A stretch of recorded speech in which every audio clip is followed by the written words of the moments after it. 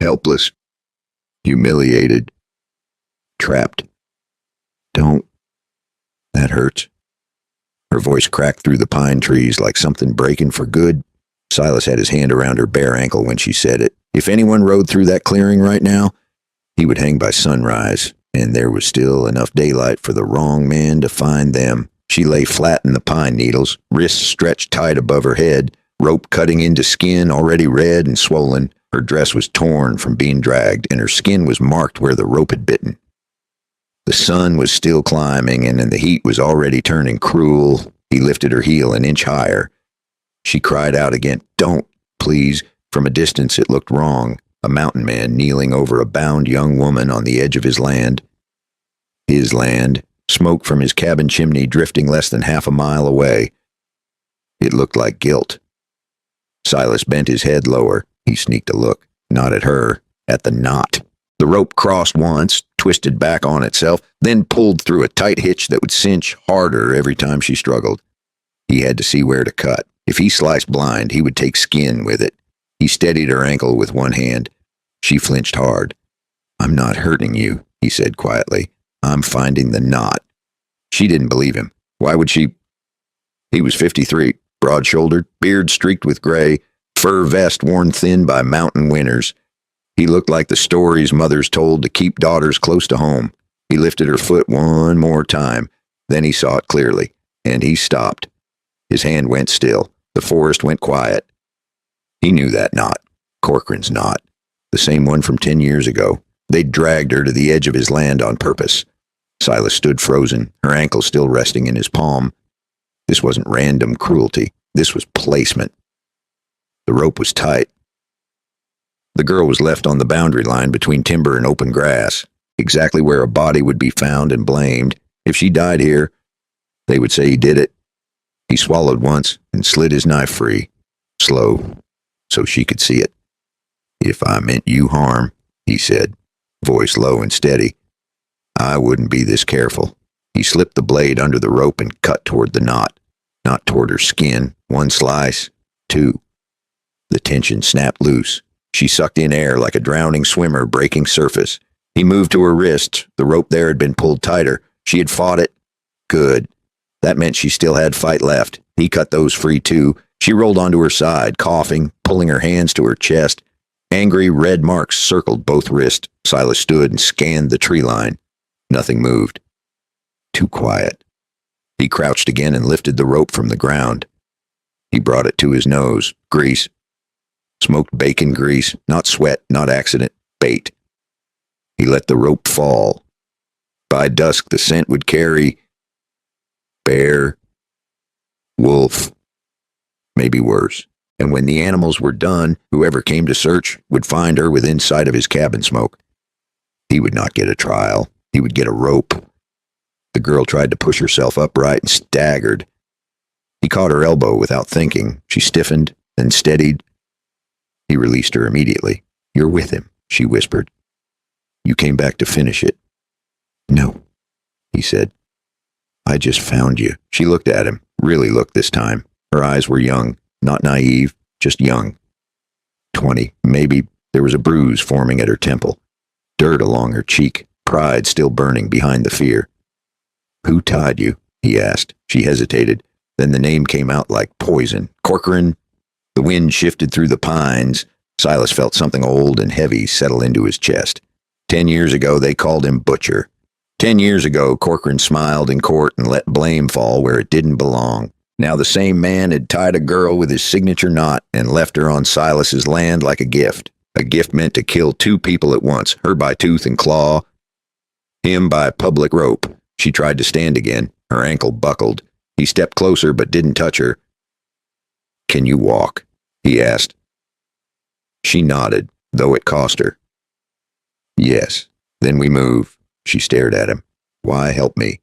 "Because if he walked away, he might save his name. Because if he stayed, he might lose what little life he had left. Because a man could protect his reputation, or he could protect a life." He looked toward the ridge, where riders would likely come before sunset, pretending to search. He looked back at her. "'Cause he wants you dead," Silas said. "And he wants me hanging," a raven called somewhere above them. The sun edged higher. Time was not on their side. Before they take another step, there is something you should understand.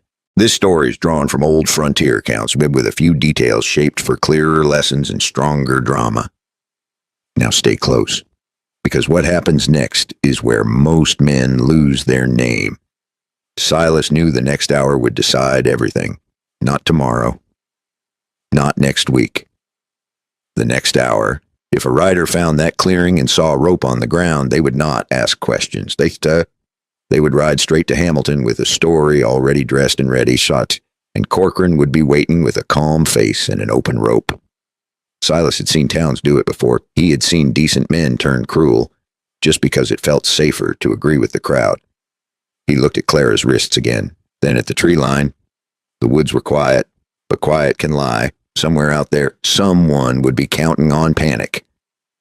And panic always points at the loneliest man first. Silas picked up his rifle from where he had leaned it against a pine. He didn't reach toward his cabin. He turned toward the valley instead. If riders came and found them here, the story would already be written. If he walked her back into town, he would be walking straight into a trap. He looked at the red marks on her wrist, at the grease on the rope, at the line where his land ended and judgment began. Then he met her eyes. "Stay close," he said, because in 3 hours the sun would drop just enough for shadows to stretch long across that boundary. And when the first rider saw them together, what would look like rescue to him would look like guilt to everyone else. Silas didn't take her toward his cabin. He took her uphill instead. The trees thickened as they climbed, pine branches hanging low enough to break a man's outline from a distance.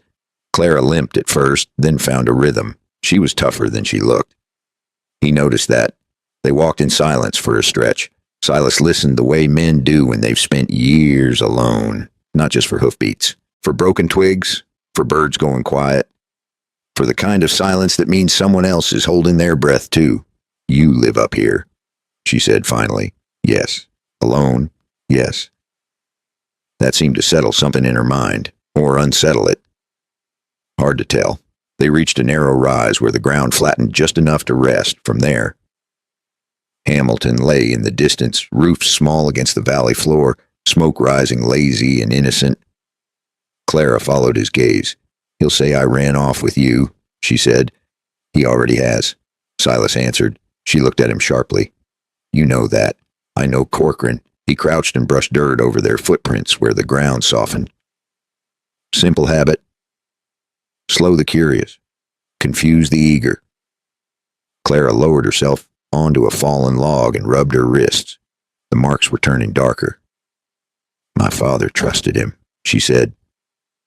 "Everyone did." Silas gave a short breath through his nose. "That's how men like him work." She studied him. "You said he wants you hanging. He's wanted that for 10 years. The wind shifted again. "Still no riders?" "Not yet." Clara tilted her head. "What happened?" Silas remained quiet for a moment. Not because he didn't have words, because once spoken, they couldn't be taken back. "I wore a badge," he said at last. "Corcoran wore one too.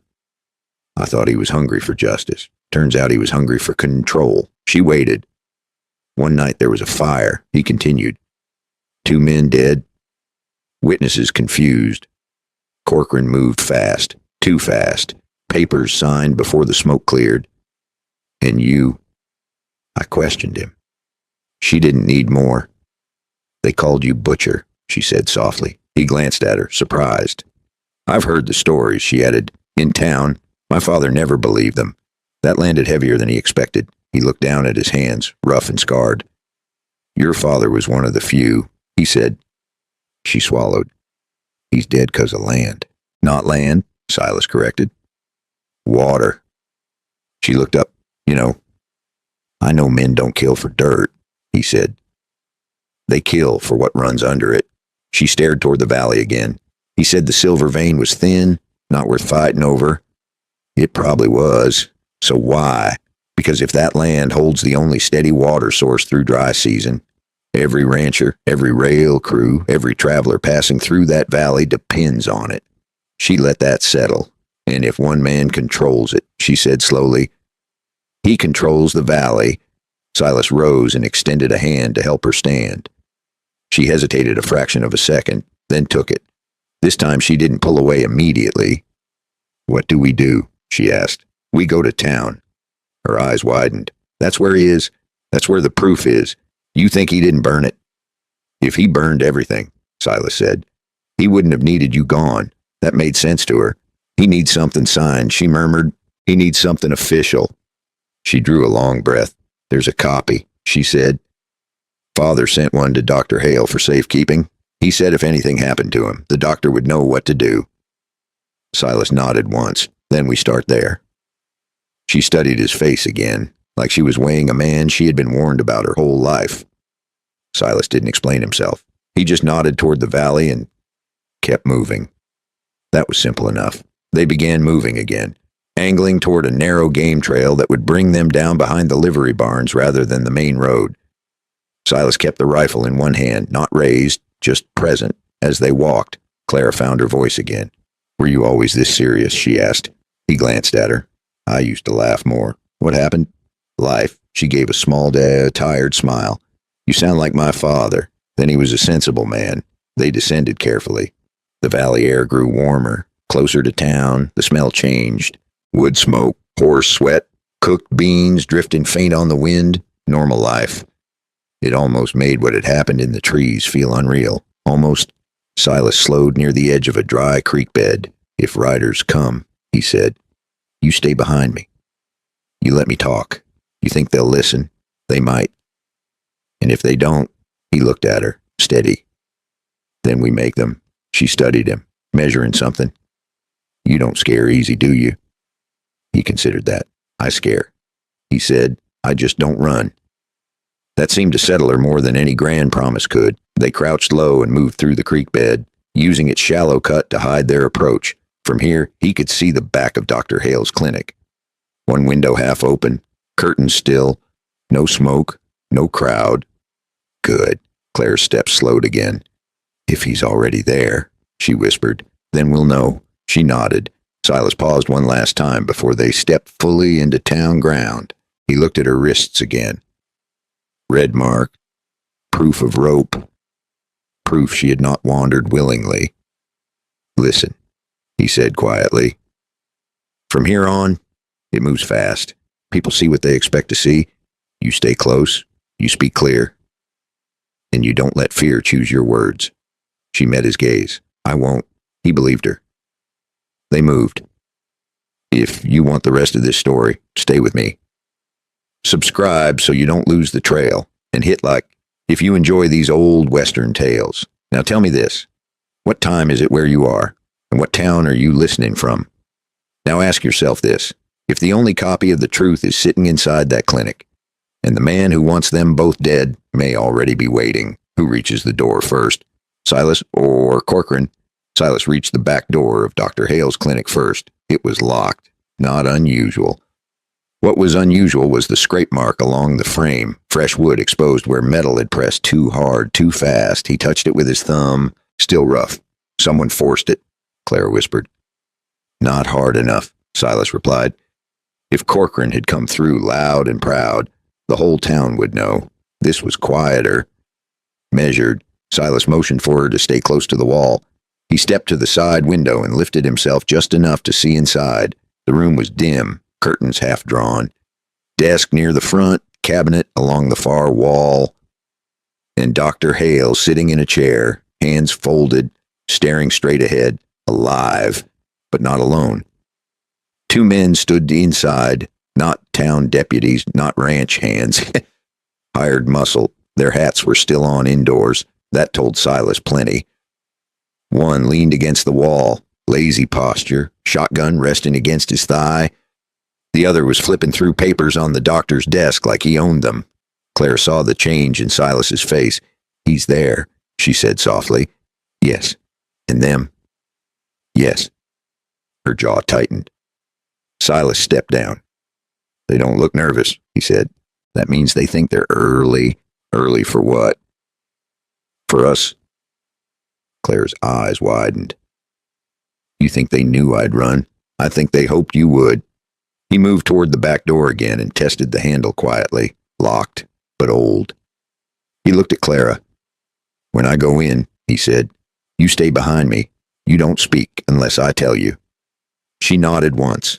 Silas stepped back 2 paces and kicked hard just above the latch. The wood splintered and the door swung inward. Both men inside jerked their heads up. For half a second, no one moved. Then the man with the shotgun reached for it. Silas already had his rifle up. Don't, he said calmly. The word landed heavy, not loud, not shouted. Just certain. The man froze. The second one, the one with the papers, narrowed his eyes. Well, he said slowly, look who wandered down from the trees. Silas didn't answer. He stepped inside.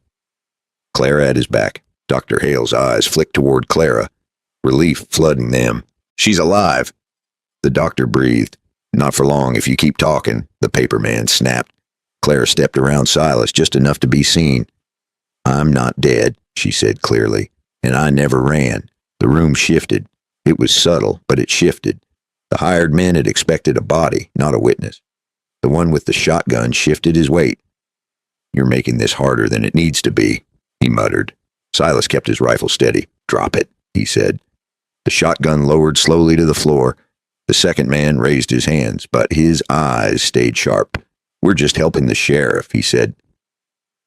Keeping order, Silas gave him a long look. Order, he repeated. Clara moved quickly to Dr. Hale. Are you hurt? She asked. The doctor shook his head. They want me to sign something. He said, a death notice. I sent a wire days ago about the land papers.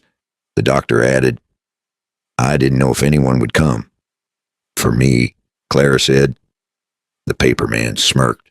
Town needs closure, he said. Silas felt heat rise behind his ribs. You brought a notice before a body, he said. The man shrugged. Paperwork moves faster than flesh. That line told Silas everything. He stepped forward, rifle never wavering. You're done here, he said.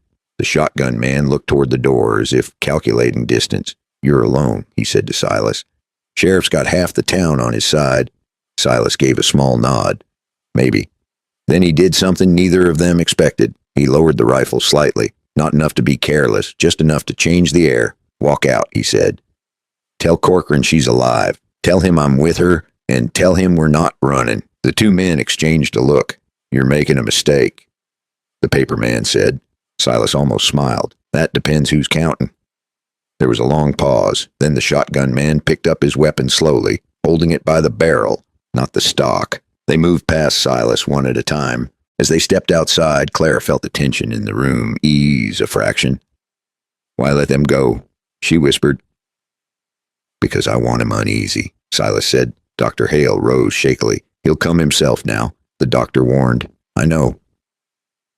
Clara looked between them. We need the copy, she said. Silas didn't answer, but his eyes told the truth. If Corcoran got that paper first, Clara became a ghost on the books, and a name written down as dead, a fortune signed away, a valley sold with one clean signature, and if Silas tried to stop it afterward, no one would call it justice. They would call it revenge. He could already hear how it would sound in the saloon. The mountain man snapped. The old butcher came back. That was Corcoran's real weapon. Not his gun. Not his badge. His story. Silas tightened his grip on the rifle stock and then forced his hand to relax. A shaky man looks guilty and a calm man looks believable. And today, calm was the only armor he had left. The doctor nodded and crossed to a narrow cabinet near the back wall. He knelt and pulled up a loose floorboard. Silas watched the doorway while the doctor reached into the hollow beneath. He withdrew a folded envelope, edges worn but intact. Clara's breath caught. That's it. Dr. Hale handed it to her. She opened it quickly. Her father's signature. Clear, strong, transfer terms, water rights, not silver, or... Silas exhaled slowly. That's your shield, he said, for now. The doctor added. Clara looked up. What do you mean? Dr. Hale swallowed. Corcoran isn't just after you, he said. He's meeting someone tonight. Rail men. They're in town. Silas felt the weight shift again. How many? He asked. 3 that I saw. Well dressed. Not from around here. Clara's fingers tightened around the paper. If he signs before we speak, she said, he won't need you alive. Silas finished. Outside, hooves struck dirt. Not one horse. Several. Silas stepped to the doorway and looked out. Riders were gathering at the end of the street. Not a mob. Not yet. But enough to feel like pressure. Corcoran rode at the front. Hat low, back straight. He didn't look surprised. He looked ready. Silas stepped back inside. "He's here," he said simply. Clara lifted her chin. "Then we don't hide." Dr. Hale's hands trembled. "You can still run," he whispered. Silas shook his head once. "No." He glanced at Clara. "Stay close." Outside, Corcoran swung down from his horse and handed the reins to a boy without taking his eyes off the clinic door. He adjusted his coat slowly, deliberately, like a man walking into church. Only this church was built for hanging. Silas rested his hand on the rifle stock again. Not raised. Just ready. Clara stood at his side, envelope held tight against her chest. The clinic door creaked in the wind, and when Corcoran's boots finally touched the wooden steps, there was only one question left. Was he coming to talk, or to finish what he started in the trees? Corcoran didn't rush the door. He took his time. Boots steady on the wooden steps, coat brushed clean, hat tilted just enough to shadow his eyes. Behind him stood 6 men. 2 were town deputies. The rest were ranchers Silas recognized, men who had once nodded to him in passing, men who had once shaken his hand. Now they stood behind Corcoran. That told its own story. Corcoran pushed the clinic door open without knocking. He stepped inside like he owned the air. "Well now," he said lightly, "this is unexpected." His gaze slid first to Clara, alive, then to Silas, armed. The faintest flicker passed across his face. Not surprise, calculation. "You look better than the rumors suggested," Corcoran said to Clara. She didn't answer. Silas shifted half a step forward, not blocking her, just marking ground. Corcoran's eyes dropped to the rifle. "You plan to use that in town limits?" he asked. "Depends," Silas replied. On the surface, it sounded calm. Underneath it was a line drawn in dust. Corcoran gave a small chuckle. "I sent men to search for you," he said to Clara. "You disappeared. Folks were worried. You wrote the notice before I was dead," she said. The room went still. Corcoran didn't look at the doctor. He looked at her. "You've been through something frightening," he said smoothly. "It's natural to be confused." Silas felt the old anger rise again.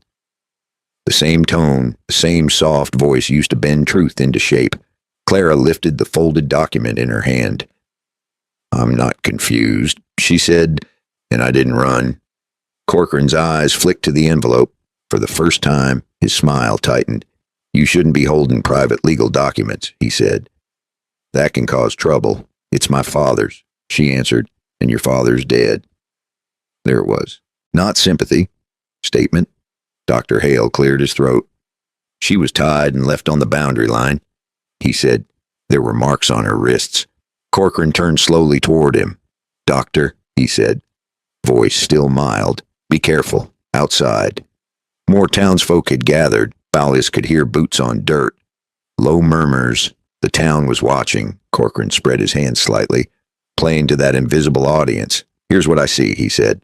"A known recluse, a former lawman with a clouded past, and a frightened young woman who ran from town." Clara's jaw tightened. "I didn't run," she said again. Silas spoke before Corcoran could answer.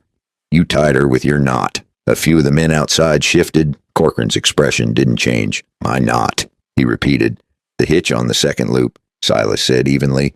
"You always pull it too tight." Corcoran's eyes met his. For a moment, the room shrank to just the two of them. "You've been living alone too long," Corcoran said softly. "Seeing ghosts in rope."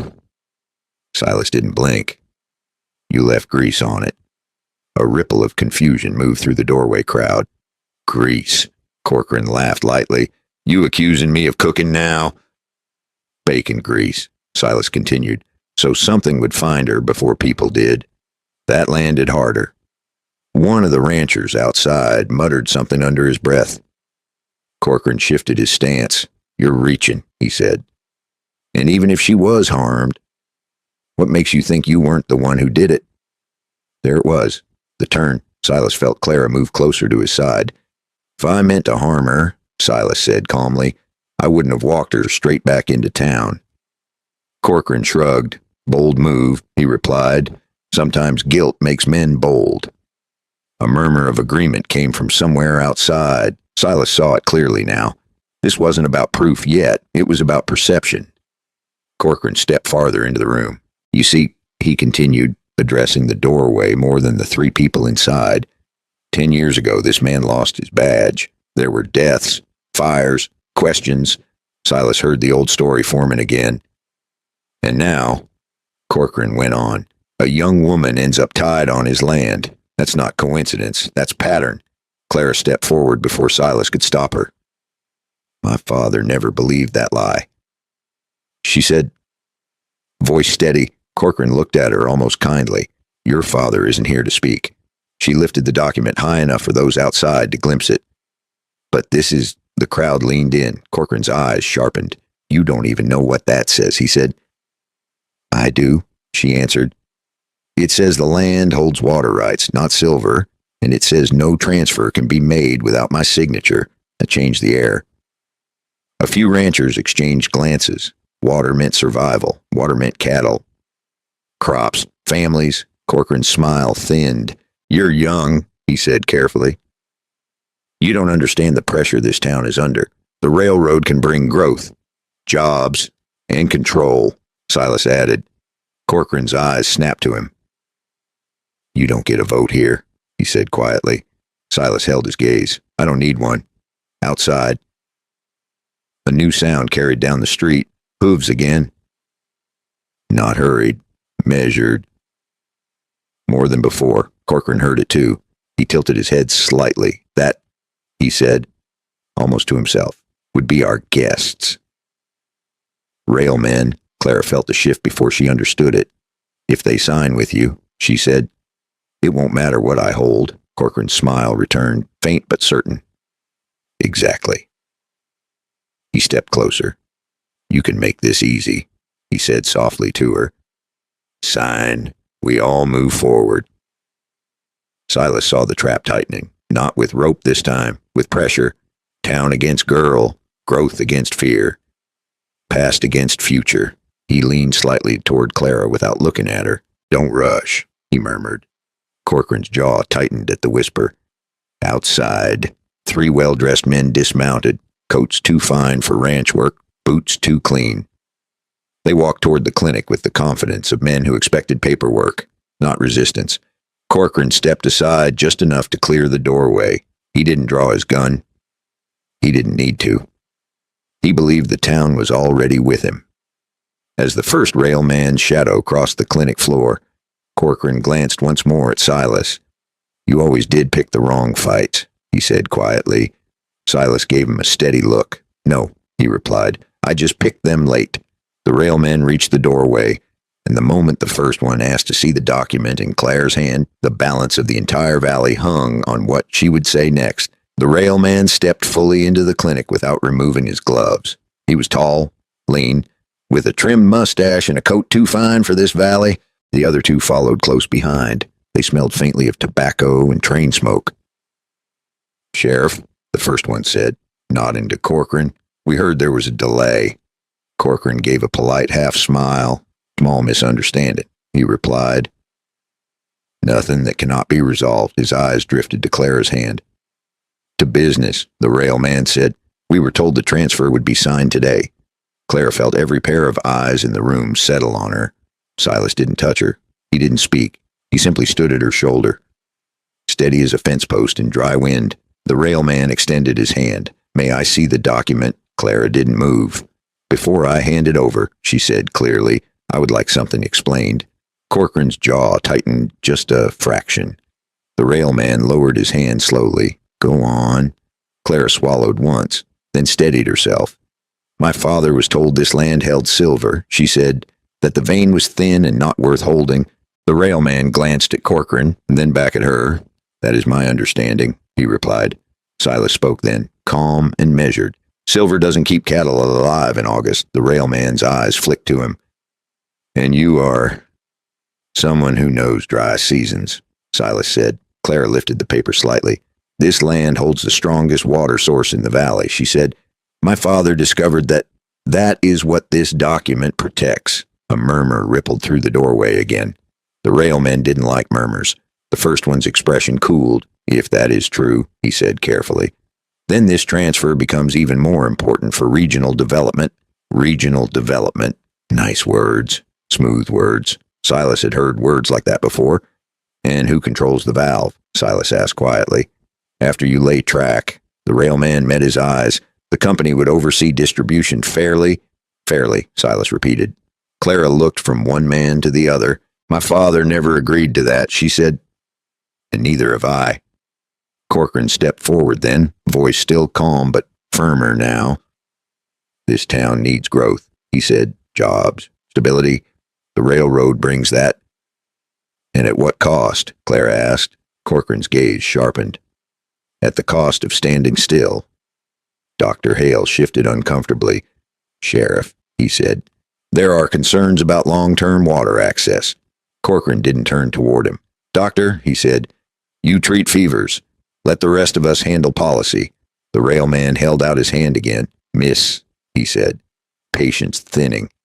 If you do not wish to proceed, say so plainly, but understand that opportunities do not wait. Clara felt the weight of the town pressing inward. Ranchers needed water. Families needed income. Track meant trade. Trade meant money. Money meant survival. Corcoran had chosen his timing well. Silas leaned slightly toward her again. You don't owe them speed, he murmured. She drew in a slow breath. I'm not refusing, she said carefully. I am asking for time. I want an independent survey. I want terms in writing that protect local access. The railman studied her. That's not what we agreed with the sheriff. I didn't agree to anything, she replied. Corcoran's patience thinned visibly now. You are young, he said. You are being influenced. Silas almost smiled at that. Clara's voice hardened. I was tied to a tree this morning. That silenced the room more effectively than any shout could. The railmen exchanged a look. Tied, one of them repeated. Silas stepped forward just enough for his shadow to fall across the floor. On my land, he said, with grease on the rope. The railman's eyes narrowed slightly. Sheriff, he said slowly, is there something we should know? Corcoran's expression never cracked. A wild accusation, he said. From a man with history. There it was again. History. Pattern. Clouded past. Silas felt Clara's shoulder brush his sleeve. She was shaken. But she didn't step back. The railman adjusted his gloves. Gentlemen, he said, this is becoming public and messy. We prefer discretion. Corcoran nodded. As do I. Then he turned toward the crowd at the door. Everyone clear out, he called. Official business. Some shuffled away. Some stayed. Silas saw doubt in a few faces now. Small cracks, not enough yet. But there, the railman looked back at Clara. You have until sundown, he said evenly. We leave tomorrow at first light. If there is no signature by then, we will assume negotiations have failed. Sundown, a deadline, pressure wrapped in politeness. Clara lowered the document slowly. And if I refuse, the railman's smile didn't reach his eyes. Then others may approach us with offers. Corcoran's gaze flicked sideways, a warning, not just to her, to the town. If she held out, someone else might step in. Divide the valley. Silas understood the move instantly. Make her the obstacle. Make her the reason growth failed. He looked at Clara. This isn't just about you, he said quietly. I know, she replied. The railman stepped back toward the door. We expect clarity by sundown, the lead man repeated. They left without shaking hands. Corcoran lingered a moment longer. He looked at Clara, then at Silas. You're running out of road, he said softly. Silas met his stare. So are you. Corcoran turned and walked out into the street. The clinic felt smaller once he was gone. Dr. Hale exhaled slowly. They'll push hard, he said. Clara nodded. They already are. Silas looked toward the window where the sun had begun its slow slide west. Sundown was not far. Outside, the town had begun to split into quiet conversations, some hopeful, some worried, some angry. Silas felt it in his bones. This was no longer about rope in the trees. It was about something heavier. And as the first whispers started blaming Clara for delaying progress, One question hung in the warm valley air. Would the town choose water, or would it choose fear? Sundown was closer than anyone liked. The railmen had returned to the hotel to wait. Corcoran had ridden toward the saloon, shaking hands, speaking low, planting seeds. The town was dividing the way dry wood splits under heat. Inside the clinic, the air felt tight. Dr. Hale poured water into 3 tin cups with a hand that didn't fully steady. Clara stood near the window, watching small knots of townsfolk gather and whisper. Silas leaned against the wall beside the door, rifle resting in the crook of his arm. "They'll turn it," Clara said quietly. "They'll say I'm stalling prosperity. They already are," Silas replied. She looked back at him. "Then what do we do?" He didn't answer right away. Outside, a wagon rolled past slow, driver pretending not to look at the clinic. 2 ranchers argued near the hitching post. Oh, one pointed toward the well in the center of town. Water. It always came back to water. Silas pushed off the wall and stepped closer to the doctor. "How many in town depend on that main well?" he asked. "Every family within walking distance," Hale said. "And most ranches pipe from the same spring line, and if that line gets controlled," the doctor swallowed, "rates change, access changes, and priority changes." Clara turned from the window. "They won't see that now," she said. "They'll see jobs and rails and faster mail." Silas nodded once. "People see tomorrow easier than next year." A sharp knock struck the front door. All 3 of them stiffened. Not a polite knock, a heavy one. Silas stepped forward, rifle rising slightly. The door swung open before he reached it. One of the hired men from earlier stood there, hat low, eyes uneasy. "You got a problem," he said. Silas didn't lower the rifle. "Speak." The man glanced over his shoulder. "There's talk," he said. "Sheriff's telling folks you're refusing to cooperate. That you're threatening the deal with force." Clara stepped forward. "That's not true." The man shrugged. "Truth don't travel as fast as rumor." Silas studied him. "Why warn us?" The man shifted his weight. "'Cause I was there this morning," he muttered. When she was tied, Clara's breath caught. Silas's eyes sharpened. "You saw it." "I saw rope," the man said. "I saw grease. I didn't ask questions then. And now I see how this ends." He stepped back slightly. "Sheriff's stirring folks near the well. Says if this falls apart, it's on her." Clara felt the weight land hard. On her. Not on the railroad, not on Corcoran. On her. Silas lowered the rifle an inch. "You got a name?" he asked the man. "Tom." "Tom," Silas said evenly. "If this turns loud, you ready to say what you saw?" Tom hesitated. Fear flickered plain on his face. "I don't know," he admitted. Silas nodded. "That's honest." Tom gave one short look toward Clara, then turned and left quickly. The clinic felt smaller after he was gone. Clara's hands trembled slightly around the document. "They're going to make me the villain," she said. Silas looked at her steadily. "Only if you let them frame it." She frowned. "How?" He stepped toward the window and looked out at the growing crowd. "You don't argue about rails," he said. "You talk about wells." Dr. Hale's eyes widened a little. "He's right. The doctor said people understand the bucket they draw from every morning." Clara's breathing slowed as she listened.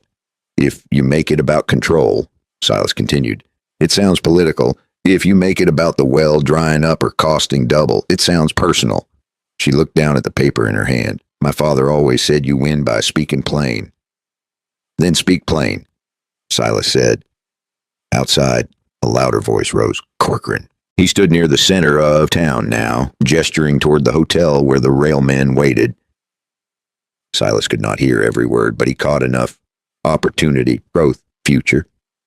And then obstruction. He turned back to Clara. "You go out there," he said quietly. "You stand where everyone can see you. And you, I stand with you." She searched his face. "You know this could go bad. It already has," he said. Dr. Hale moved closer. "I can testify about the rope," he offered, "and the death notice." Silas nodded. "Not yet," he said. "Let her speak first." Claire straightened her shoulders. For a moment she looked less like a frightened girl from the trees and more like the daughter of a man who had built something from nothing. She walked toward the door. Silas fell into step beside her. The clinic door opened and warm, late afternoon air rushed in. Heads turned. Whispers slowed. Corcoran paused mid-sentence.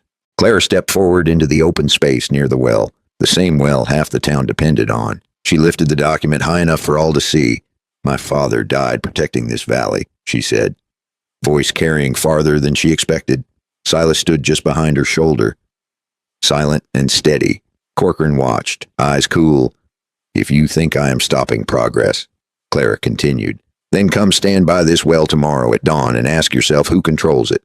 Murmurs rippled outward, some uneasy, some thoughtful. Corcoran stepped forward. Smile fixed. "You're scaring people," he said lightly. "No," she answered. "I'm asking them to think." The railmen appeared at the edge of the crowd, drawn by the raised voices. The sun dipped lower. Time was narrowing. Corcoran's gaze hardened just a touch. Silas saw it.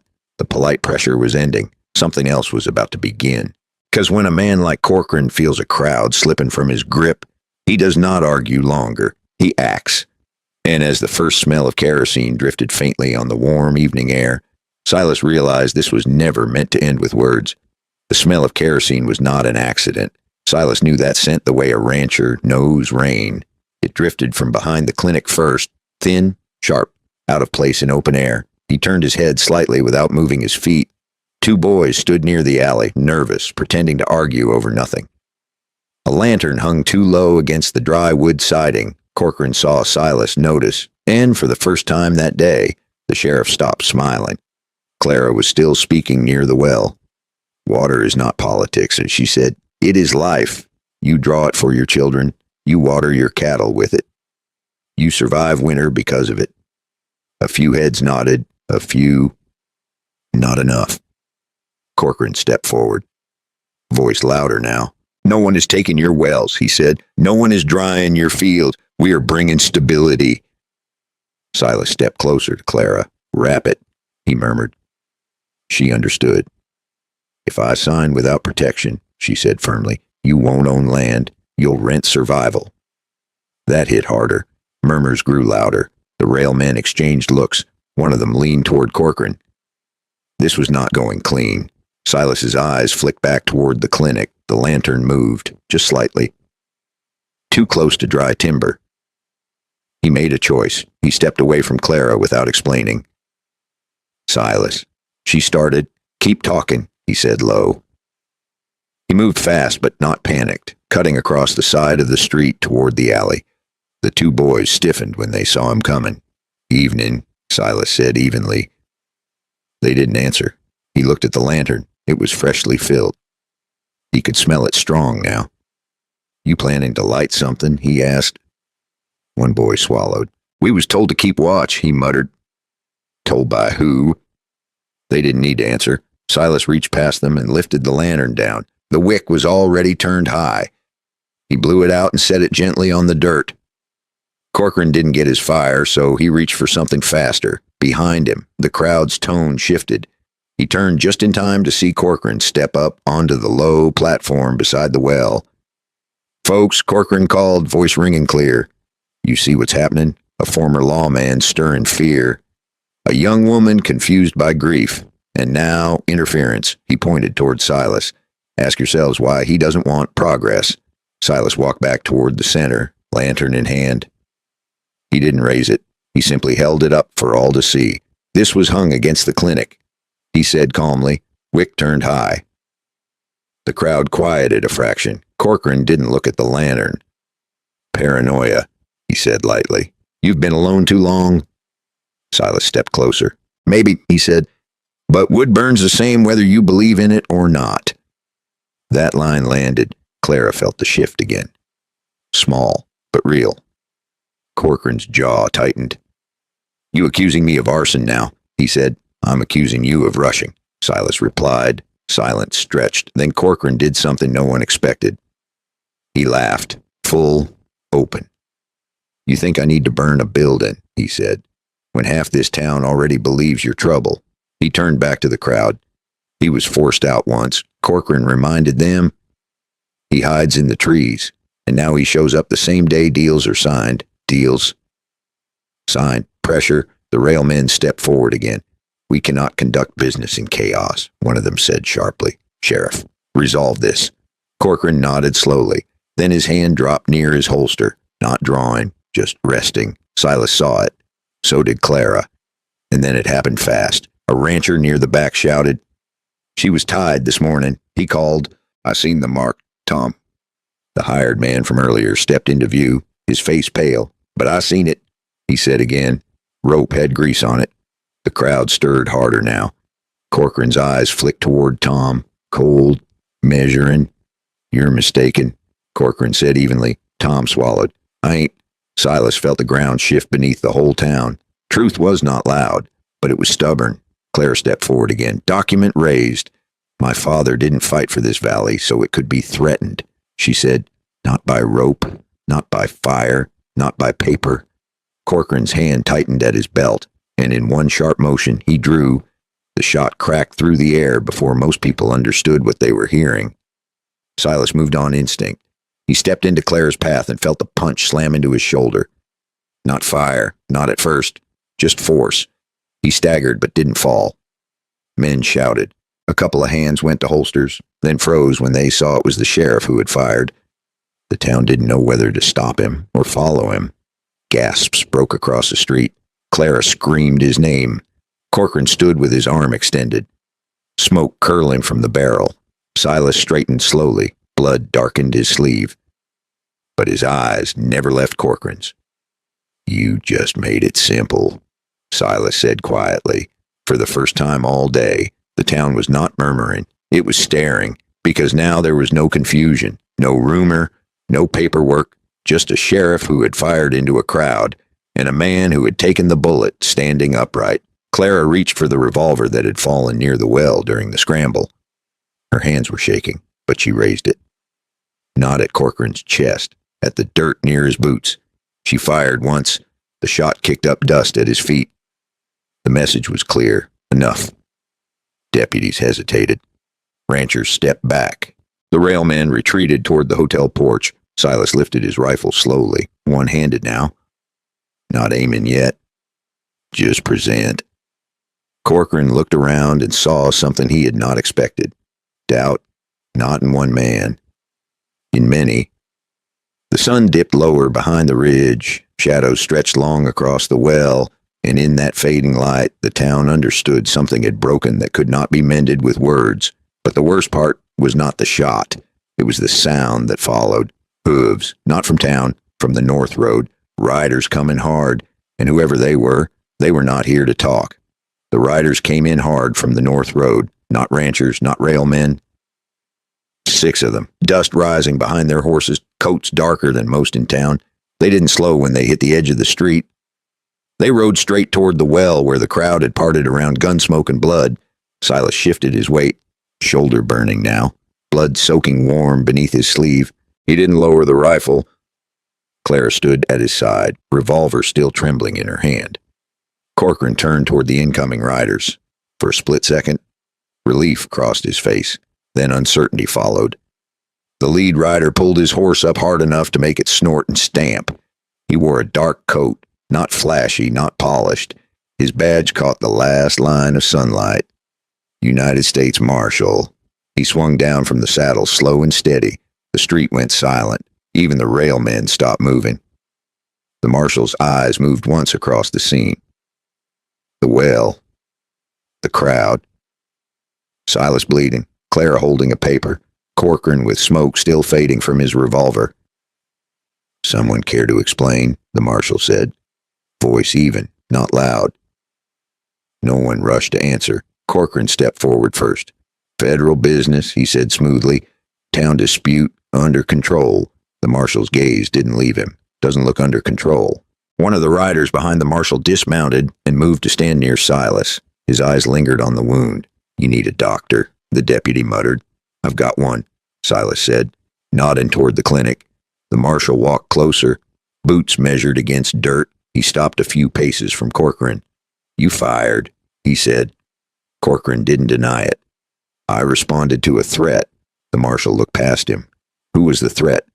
Silas lowered his rifle at last, not in surrender, but in discipline. he said calmly. Clara looked at him sharply. The marshal studied Silas. You armed? Yes. You fire? No.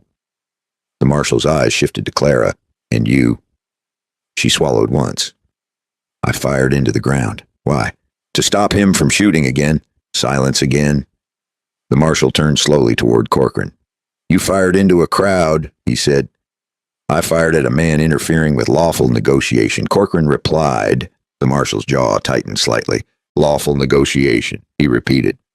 Over water rights. The railmen stiffened. One of them stepped forward. Our company has full intent to operate within territorial law, he said carefully. The marshal glanced at him briefly. I didn't ask you, he replied. That quiet authority shifted the air more than any shout could. Dr. Hale pushed through the crowd. There was a death notice prepared before the girl was dead, he said. I was pressured to sign it. Murmurs flared again. Tom stepped up too, hat in hand. I seen the rope, he said. Had grease on it. The marshal listened without interrupting.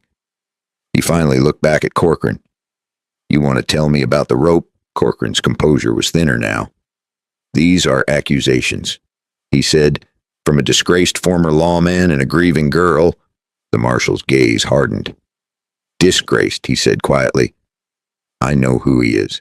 Silas felt something shift at that. The marshal stepped closer to him. You were deputy in Hamilton 10 years back, he said. Yes. You filed complaints? Yes. The marshal nodded once. Those old complaints of yours reached federal eyes years ago, he said. When the doctor's wire came about a land grab, I rode. That hit Corcoran harder than any punch. The marshal turned back toward him. I've been riding 3 days on a wire sent about irregular land transfers tied to rail expansion, he said. Didn't expect to find gun smoke waiting. The railmen went pale. Corcoran's hand hovered near his holster again. The deputy beside the marshal shifted instantly, rifle coming level. Don't, the deputy warned. The same word Silas had used earlier, not loud, just final. For a heartbeat, the whole town balanced on that single second. Then Corcoran did something desperate. He lunged, not for his revolver. For the knife in his boot. Old habit. Quick. Mean. Silas saw it before anyone else. He moved despite the pain in his shoulder and crashed into Corcoran's side, driving him off balance before the blade cleared leather. They hit the dirt hard, not graceful, not cinematic. Two older men who knew each other's weight. Corcoran swung wild. Silas caught the wrist and twisted. Pain flared through his wounded shoulder. But he didn't let go. The knife fell. Claire stepped forward again. Revolver steady now, aimed at the dirt inches from Corcoran's hand. Enough, she said. The marshal's boots appeared beside them. Sheriff Corcoran, he said evenly, you are under federal investigation for abuse of office and attempted unlawful transfer of protected water rights. The deputy moved fast, wrenching Corcoran's arms behind his back and snapping iron around his wrists. The sound of metal closing carried farther than the gunshot had. The crowd exhaled as one. Corcoran struggled once, then stilled. He looked up at Silas from the dirt. This isn't over, he said quietly. Silas held his gaze. It is for you. The marshal helped Silas to his feet. You'll testify, he said. Silas nodded. Claire stepped closer, eyes wet but steady. The sun dropped lower, behind the ridge, painting the town in deep gold. For the first time that day, the air didn't feel like it was waiting to explode, but as the marshal led Corcoran toward the north road, chains faintly clinking, one question still hung over Hamilton, without the sheriff holding the reins anymore. Who would the town become when morning came? The street felt different once the chains were gone. Not quiet, just lighter. Corcoran rode north between two federal deputies, wrists bound, hat gone, posture no longer proud. The same men who once stood behind him now stood apart, unsure where to place their loyalty. The railmen didn't stay long. They packed light and left before dark, fully settled. Business prefers clean ground. Hamilton was no longer clean. Silas stood near the well, his shoulder bandaged by Dr. Hale. Pain steady but manageable. Clara stood beside him, documents still in her hands, though now she held it differently, not like a shield, more like a responsibility. The sun dipped below the ridge and shadows stretched long across the dirt road. No one cheered. This was not that kind of town, but something had shifted. Truth had been dragged into open air, and once truth breathes, it is hard to suffocate again. Clara looked at the well, then at the faces around it. My father believed land is not wealth, she said quietly. Water is. A rancher near the edge nodded slowly. Another removed his hat. Small gestures, real ones. Silas watched her speak, and for the first time since the trees, he allowed himself to breathe without bracing. You could still sign tomorrow, one man said gently. On better terms. Clara nodded. Yes, she replied. On terms that protect the valley. Not sell it. That was the difference, not refusal. Protection. The marshal approached Silas once more. You'll be called to testify, he said. You ready for that? Silas considered the question. 10 years ago he had fought and lost. 10 years ago he had been called butcher. 10 years ago he had walked away rather than burn the whole town down trying to clear his name. I'm ready, he said simply. The marshal nodded and mounted his horse. By the time night settled fully, Hamilton felt less like a trap and more like a place choosing what it wanted to become. Clara turned to Silas. You could go back to the trees now, she said softly. He looked toward the dark line of forest at the edge of town. He had survived there. He had hidden there. He had let the world misunderstand him there. Then he looked back at the well, at the men who had drawn water beside him years ago, at the girl who had stood in front of a crowd and refused to bend. I could, he said, but I'm tired of letting other men write my story. Claire smiled faintly at that. The next morning, Hamilton didn't wake to smoke or rope. It woke to conversation. Real ones. Farmers talking about dry seasons. Ranchers talking about fairness. Families talking about control. That is how change begins. Not with gunfire, with people finally asking the right questions. If a man finds himself blamed for something he didn't do, does he hide forever, or does he stand once more and risk losing again?